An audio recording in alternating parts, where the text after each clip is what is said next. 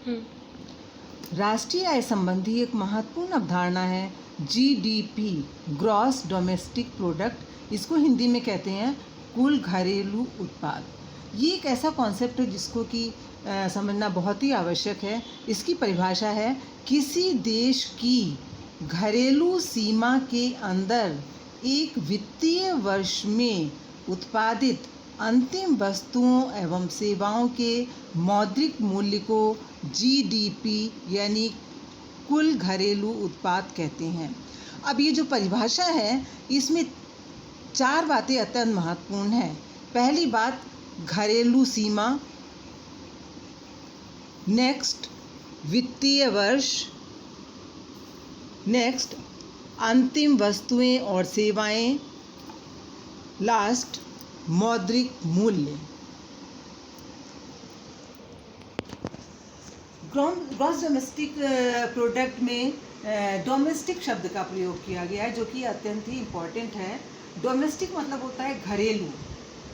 जैसा कि नाम से ही स्पष्ट है जीडीपी कुल घरेलू उत्पाद। इसमें हम सभी उत्पादन को शामिल करते हैं, चाहे वो उत्पादन घरेलू व्यक्तियों या देश के व्यक्तियों द्वारा किया गया हो या अगर कोई विदेशी व्यक्ति हमारे देश में आकर उत्पादन करता है तो उस उत्पादन को भी हम ग्रॉस डोमेस्टिक प्रोडक्ट में ही शामिल करते हैं क्योंकि उसने हमारे देश में आके उत्पादन किया है।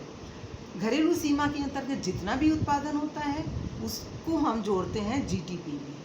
दूसरी महत्वपूर्ण बात यह है कि जीडीपी को हमेशा एक वित्तीय वर्ष में व्यक्त किया जाता है।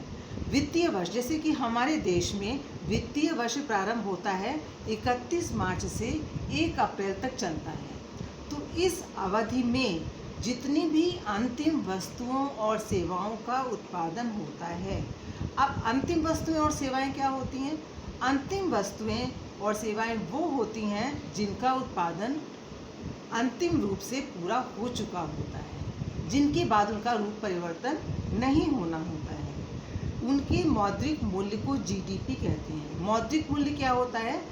मौद्रिक मूल्य का मतलब है कि जीडीपी को हमेशा मुद्रा के रूप में व्यक्त किया जाता है। जब हम वस्तुओं और अंतिम वस्तुओं और सेवाओं की मात्रा को बाजार कीमत से मल्टीप्लाई कर देते हैं तो जीडीपी का मौद्रिक मूल्य हमें प्राप्त हो जाता है। इस प्रकार जीडीपी जो है वो अत्यंत इम्पॉर्टेंट अवधारणा है। जीडीपी देश के आर्थिक विकास को सूचित करता है। जिस देश की जीडीपी जितनी ऊंची होती है उस देश का विकास उतना ही ज़्यादा और अच्छा माना जाता है। अब इससे संबंधित राष्ट्रीय आय से संबंधित एक दूसरी अवधारणा है जीएनपी। जीएनपी का फुल फॉर्म है ग्रॉस नेशनल प्रोडक्ट यानी कुल राष्ट्रीय उत्पादन। देखिए आपने अभी तक पढ़ा था जीडीपी, अब आपको हम बताने जा रहे हैं जीएनपी कुल राष्ट्रीय उत्पादन। अंतर किस चीज़ का है? यहाँ पे घरेलू था और यहाँ पर राष्ट्रीय है। यहाँ घरेलू उत्पादन था, यहाँ पे राष्ट्रीय उत्पादन है। इसकी परिभाषा पहले देख लीजिए आप लोग। किसी देश द्वारा एक वित्तीय वर्ष में उत्पादित अंतिम वस्तुओं और सेवाओं की मौद्रिक मूल्य, यहाँ तक तो परिभाषा सेम है जैसा कि इसमें था। इसके बाद इसमें यानी जीएनपी में भारत में विदेशियों द्वारा प्राप्त आय को घटाया जाता है और भारतीयों द्वारा विदेशों में प्राप्त आय को जोड़ दिया जाता है। यानी जीएनपी बराबर जीडीपी माइनस देश में विदेशियों द्वारा प्राप्त आय प्लस भारतीयों द्वारा विदेशों में प्राप्त आय। ठीक है, अब इसको हम ज़रा अच्छी तरह समझ लेते हैं। आप लोग समझ लीजिए इस चीज़ को।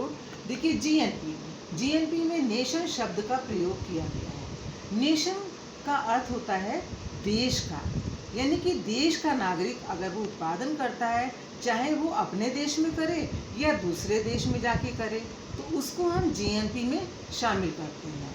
जैसे हमारे देश का कोई आदमी अगर विदेश में जाके आय अर्जित करता है, आय लाता है वहाँ से अपने देश में, तो उस आय की गणना हम जीएनपी में करते हैं।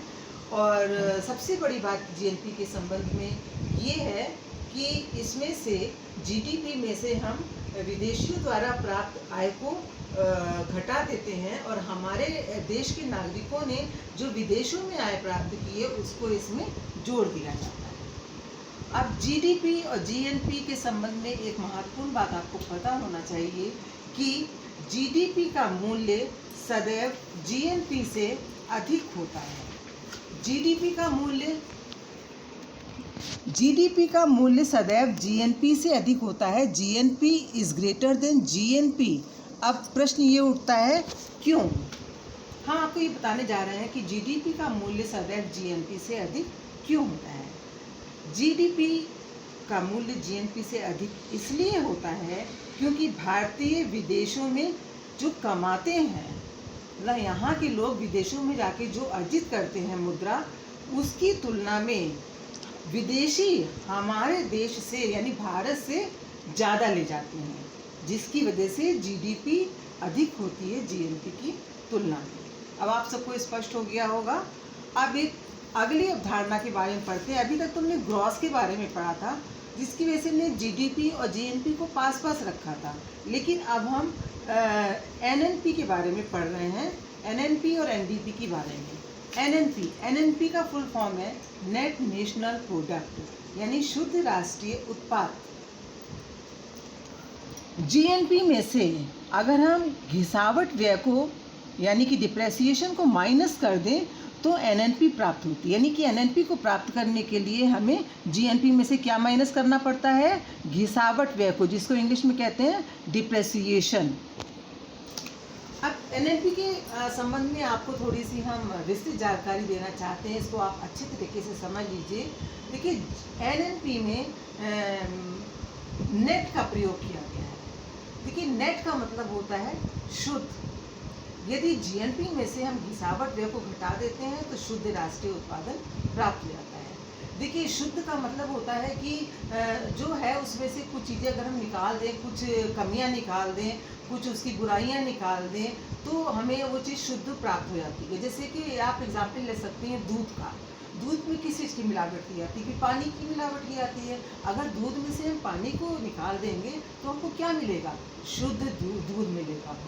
इसी तरीके से अगर जीएनपी में से हम डिप्रेसिएशन कॉस्ट घिसावट व्यय को निकाल देते हैं तो क्या प्राप्त होगा? हमें नेट नेशनल प्रोडक्ट प्राप्त होगा। अब यह डिप्रेसिएशन के बारे में थोड़ा सा आप लोगों को बता देना चाहते हैं कि घिसावट व्यय क्या होता है। होता क्या है? किसी वस्तु का उत्पादन है कि सभी वस्तुओं का उत्पादन मशीनों के सहयोग से होता है, और ये मशीनें निरंतर चलती रहती हैं, इसे निरंतर उत्पादन कार्य होता रहता है, तो ये मशीनें घिसती रहती हैं।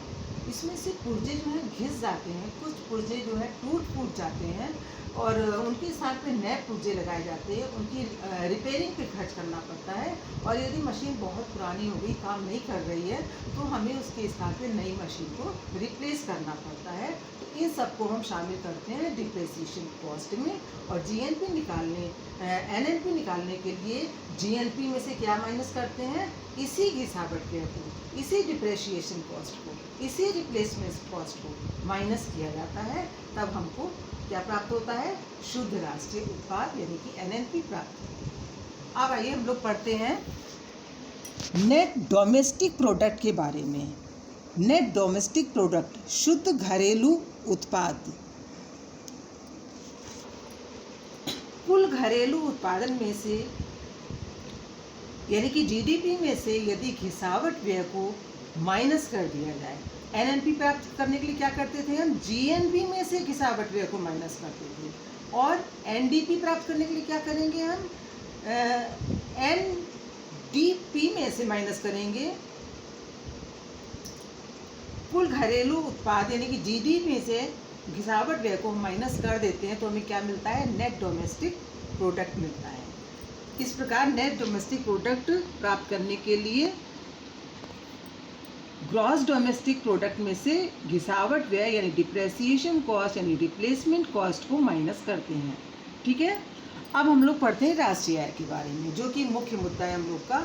जितनी भी अभी तक अवधारणाएं हम लोगों ने पढ़ी हैं वो सब राष्ट्रीय आय संबंधी अवधारणाएं, उसको हम राष्ट्रीय आय से अलग नहीं कर सकते हैं। लेकिन फिर भी आपको हम ये बता दे रहे हैं कि राष्ट्रीय आय क्या होती है। जो आपने एनएनपी भी पढ़ा है, नेट नेशनल प्रोडक्ट आपने पढ़ा है, वही एक तरीके से राष्ट्रीय आय होती है, उसको हम राष्ट्रीय आय कहते हैं। बस होता क्या है कि एनएनपी में से हम कुछ चीज़ें माइनस कर देते हैं, जैसे कि नेशनल इनकम अगर हमें निकालनी है तो एनएनपी में से हम क्या माइनस करेंगे, इनडायरेक्ट टैक्सेस को माइनस करेंगे जो कि गवर्नमेंट हमसे ले लेती है, और हम क्या उसमें प्लस करेंगे, गवर्नमेंट हमको सब्सिडी देती है उसको हम इसमें जोड़ देंगे। तो उत्पादकों को दी जाने वाली सब्सिडी को जोड़ देते हैं और हमसे लिए जाने वाले इनडायरेक्ट टैक्सेस को माइनस कर देते हैं। किसमें से, एनएनपी में से। तो हमको क्या मिलता है, नेशनल इनकम। इस तरह से आपने देखा कि नेशनल इनकम क्या है, national income is equal to NNP minus indirect taxes plus subsidies. जब एनएनपी को मार्केट प्राइस से बदलकर फैक्टर कॉस्ट पर निकाला जाता है तो इसे हम कहते हैं राष्ट्रीय आय यानी नेशनल इनकम। ये तो हमने नेशनल इनकम संबंधी अवधारणाएं पढ़ी। अब इसी से जुड़ी कुछ अवधारणाओं को हम और पढ़ते हैं। वो है उसमें जैसे पर्सनल इनकम, व्यक्तिगत आय। व्यक्तिगत आय क्या होती है, कोई व्यक्ति होता है उसकी आय प्राप्ति का कोई एक साधन नहीं होता है बल्कि कई साधन होते हैं, है? जैसे किराए पे उसने अपना मकान ले रखा है तो उससे आय उसको प्राप्त हो रही है, उसने कोई दुकान खोल रखी है तो उससे आय प्राप्त हो रही है, उसने कोई छोटा मोटा बिजनेस कर रखा है तो उससे आय प्राप्त हो रही है। तो व्यक्ति को विभिन्न स्रोतों से जो आय वास्तव में प्राप्त होती है, ध्यान दीजिए मेरे सेंटेंस पे, जो आय वास्तव में रियल में प्राप्त होती है, एक्चुअली प्राप्त होती है, उसको कहते हैं पर्सनल इनकम। पर्सनल इनकम में से को निकालने के लिए हम क्या करते हैं, जो प्राइवेट इनकम होती है, जो निजी आय होती है, उसमें यानी कि जो आय हमको मिली है उसमें से हम क्या माइनस करते हैं, अनडिस्ट्रीब्यूटेड प्रॉफिट को माइनस कर देते हैं और कॉरपोरेट प्रॉफिट टैक्स को भी इसमें से माइनस करते हैं। जब हम प्राइवेट इनकम में से दो चीज़ों को माइनस करते हैं, undistributed profit and corporate profit tax, तो हमें क्या मिलता है, पर्सनल इनकम प्राप्त होती है। तो इस तरह से देखिए, personal income is equal to private income minus undistributed profit minus corporate profit tax. अब लास्ट में हम लोग पढ़ते हैं डिस्पोजेबल इनकम। देखिए, आय तो बहुत मिलती है, आय बहुत होती है, लेकिन हमारे पास व्यय करने के लिए कितनी आय बचती है। तो व्यय करने के लिए, हमारी आय में से व्यय करने के लिए जो आय हमारे पास बचती है उसको कहते हैं व्यय योग्य आय या डिस्पोजेबल इनकम। होता क्या है कि जो हमें इनकम मिलती है उसमें से हम टैक्स पे करते हैं, डायरेक्ट टैक्सेस पे करते हैं, इसके अलावा हमें फीस भी देना पड़ती है, हमें पेनाल्टी भी कभी कभी देना पड़ती है।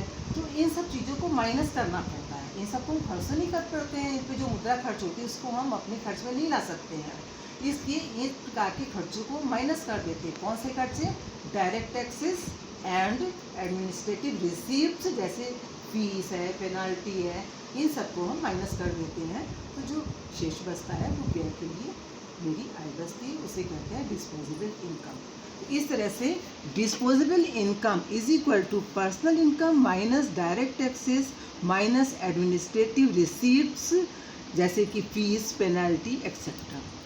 तो इस प्रकार आज आपने पढ़ा कि राष्ट्रीय आय से जुड़ी कौन सी अवधारणाएं हैं और उसमें क्या अंतर होते हैं। हम बाहर कोई व्यक्ति अर्जित कर रहा है तो उसकी आय को शामिल करेंगे या नहीं शामिल करेंगे, या हमारे देश का व्यक्ति कोई बाहर जाके इनकम प्राप्त करता है वो शामिल होगी या नहीं शामिल होगी, और हमें जो आय प्राप्त होती है वास्तव में हमें कितनी बनती है और कितनी आय प्राप्त होती है, और जो आय प्राप्त होती है उसमें से कितनी आय हम खर्च कर सकते हैं, इन सबको कैसे निकाला जाता है, आज इस संबंध में हम लोगों ने महत्वपूर्ण जानकारी भी प्राप्त की। Thank you.